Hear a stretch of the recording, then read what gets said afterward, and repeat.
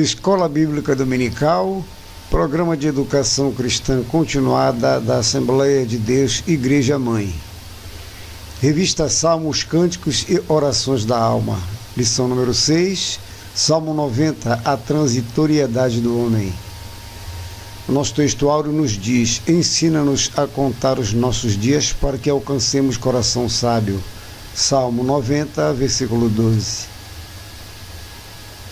A verdade prática nos diz: precisamos de sabedoria para viver bem. A leitura bíblica está no Salmo 90, de 1 a 6. Senhor, Tu tens sido o nosso refúgio de geração em geração.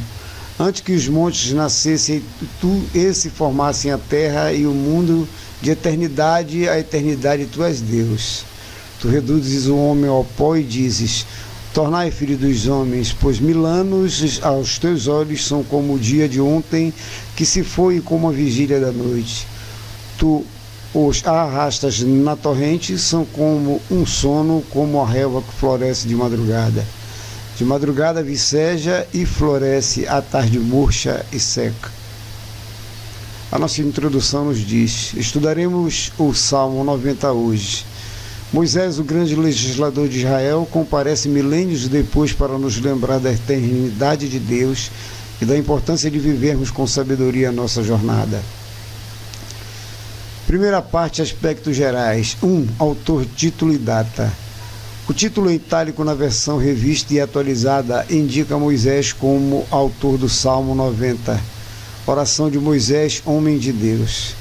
Chama a atenção a designação de Moisés enquanto homem de Deus, um título verdadeiramente bíblico de conteúdo indubitável, assim como atribuído a Elias e outros personagens bíblicos.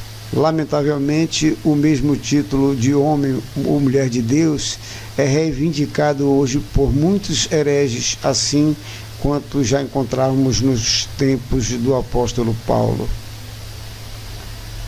2. Classificação. Temos aqui um salmo de oração e súplica. O Salmo 90 é também um dos salmos sabáticos, haja vista sua leitura nas sinagogas, sendo classificado também como um salmo didático e de sabedoria por alguns.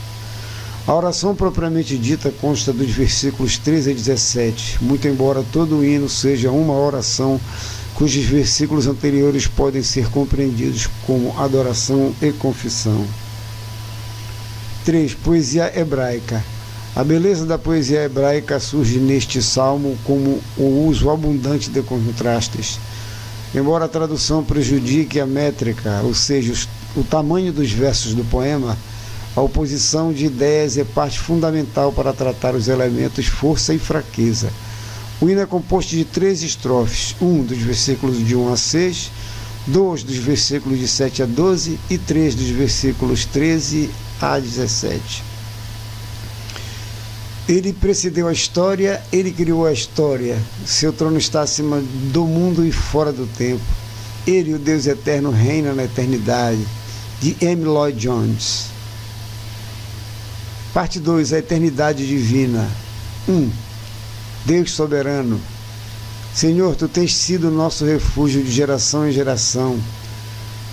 A soberania divina ressalta na primeira estrofe do Salmo 90. Deus é declarado como a morada, o refúgio. É muito importante percebermos o emprego que Jesus faz da primeira pessoa, eu, ao se referir ao caminho, verdade e vida. Está lá em João 14, 6. É exatamente o que Moisés utiliza neste salmo, onde Deus não providencia o refúgio, a segurança, mas Ele próprio é isto. Temos aqui uma voz coletiva através do salmista. Moisés, chamado por Deus, fala em nome do povo, nosso refúgio, nossas iniquidades, nossos pecados. Não se trata de uma linguagem humilde em terceira pessoa, é literal, fala de Israel. Antes que os montes nascessem, se formassem a terra e o mundo, de eternidade a eternidade, Tu és Deus. A eternidade, elemento imensurável, ganha a relatividade do tempo, de eternidade a eternidade, para tentar explicar a existência única de Deus perante a finitude do homem.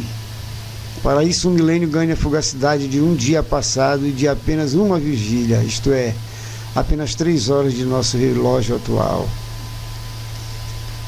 Deus, breve existência, tu os arrastas na torrente, são como um sono, como a relva que floresce de madrugada. De madrugada vicege e floresce, à tarde murcha e seca. A eternidade divina ganha contraste com a fugacidade da existência humana. A primeira figura de linguagem sobre isto aparece no verso 3. Tu reduzes o homem ao pó, é uma declaração dramática da queda e sua consequência sobre a permanência do homem sobre a terra. Está lá em Gênesis, no capítulo 3, versículo 19. Composição de Moisés, provavelmente durante a peregrinação de Israel no deserto. O salmista não esquece as forças das águas, possivelmente lembrando das cheias anuais do rio Nilo, Egito, onde foi criado.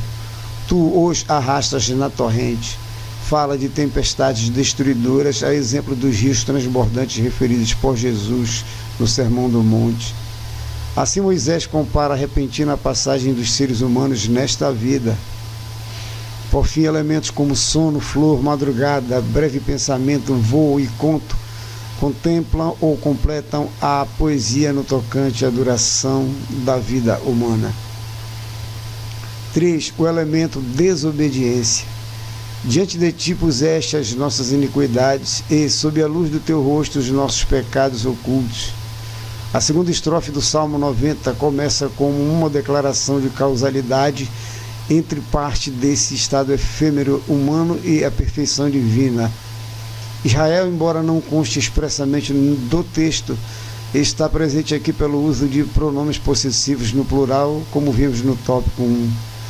Porém, a desobediência não surge como exclusividade desse povo, pois, como vimos, também Moisés parece reportar-se mesmo ao Éden. Os versículos 7, 8, 9 e 11 falam da concorrência humana ao resultado fatídico do Salmo. Devemos ter muito cuidado com todo o texto do Antigo Testamento que não tenha sido confirmado pelo Calvário. Jesus não ratificou a ideia de uma relação direta entre pecado, doenças, pobreza e morte. Quando indagado, por exemplo, quem havia pecado para que um homem nascesse cego, o mestre desfez essa preconcepção. Havemos de nos lembrar também que o livro de Salmos é um hinário, um livro de poesias em que, não obstante os salmos messiânicos tenham sido referenciados por Jesus, a teologia ensinada em todo o livro precisa ser interpretada à luz do Novo Testamento. O apóstolo Pedro ensina que devemos ter respostas coerentes da nossa fé em Jesus Cristo. E a palavra-chave do ensino do Mestre é o amor. Terceira parte, a transitoriedade do homem. Tópico 1, consciência de nossas limitações, da nossa limitação. Ensina-nos a contar os nossos dias para que alcancemos coração sábio. Muito embora a terceira estrofe do Salmo 90 contenha a oração propriamente dita, o versículo 12 pode ser considerado parte dessa oração e é uma boa referência do caráter didático deste salmo. Para isto é importante lembrar que a noção de tempo na época de Moisés é muito diferente da nossa. No antigo Israel observava-se o ano lunar, seguindo as fases da lua. Não havia consciência de horas, minutos e segundos. O dia era dividido principalmente entre a fase clara, o dia, e a escura, a noite. A noite era dividida em 4 frações chamadas de vigílias. Por influência de Roma, o dia, a luz, já era dividido em horas, chamadas de primeira, segunda e terceira, etc. Você vê isso em Atos, no capítulo 2, no versículo 15. É muito importante que tenhamos serenamente consciência de nossa limitação. Ao contrário do que possa parecer a alguns, é justamente a consciência de nossa transitividade que nos ajudará a vivermos bem o nosso tempo. Não podemos nos calar perante os desvios doutrinários que enfatizam prosperidade no mundo, como se a igreja fosse chamada a acumular tesouros na terra. Jesus ensinou que a vida de um homem não consiste na quantidade de bens que ele possui. Ao referir-se indiretamente à falta de sabedoria nessa contagem de nossos dias, o Senhor falou da história de um homem rico. Você vê em Lucas, no capítulo 12, dos versículos 16 a 21. Precisamos dessa sabedoria para vivermos bem a adolescência, a juventude e a maturidade. Um antigo provérbio diz que mais vale um velho sereno que um jovem confuso. Porém, a recíproca é verdadeira e aplicável a todas as faixas etárias, observadas as peculiaridades de cada uma. A juventude não dura para sempre. A maturidade hoje está dividida em idades. Contemos os nossos dias verificando quanta graça divina temos recebido. 2. Consciência de nossos erros. Volta-te, Senhor, até quando? Tem compaixão dos teus servos. A eternidade de Deus, tão bem retratada neste salmo, não é um tipo de afronta à efemeridade humana. O amor de Deus é um bálsamo à ferida do homem causada pelo pecado edênico. A desobediência a que todos estamos sujeitos diariamente pode ser compensada por uma vida de arrependimento e entrega. Arrependei-vos é o grito do derradeiro profeta canônico. São as primeiras palavras da pregação de Jesus. É o brado do apóstolo Pedro à nascente igreja. Arrependei-vos é o grito silencioso do Pai em resposta à cena dramática do Calvário. É a convocação do Espírito Santo a você e a mim nesta difícil geração da igreja, pois sem santificação não entraremos no reino. 3. Súplica por dias melhores. Seja sobre nós a graça do Senhor nosso Deus. Confirma sobre nós as obras das nossas mãos. Sim, confirma a obra das nossas mãos.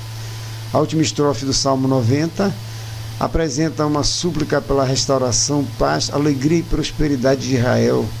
Todos estes itens foram recepcionados pelo Evangelho, inclusive a verdadeira prosperidade, a qual surge no Novo Testamento como uma bênção, porém secundária, sendo a doutrina sistemática do Antigo e Novo Testamentos, no sentido de vivermos com os nossos corações longe da avareza, servindo a Deus sempre, seja na fartura, nas necessidades e mesmo em grandes provações. Precisamos clamar pelas nossas vidas, pela igreja e pelo Brasil. Algo de muito grave parece rondar esta nação. Fomos chamados a ser luz do mundo e sal da terra. Temos compromisso com a paz. Somos pacificadores. A nossa aplicação pessoal nos diz: reconhecer a eternidade de Deus é fundamental para que alcancemos a confiança de que Ele tem o controle da nossa história. Por outro lado, a consciência da efemeridade da vida humana nos constrange a remir o tempo de nossa curta existência, buscando viver melhor os nossos dias e cumprir a vontade de Deus. Bendito seja o nome do Senhor. Tenha uma boa aula.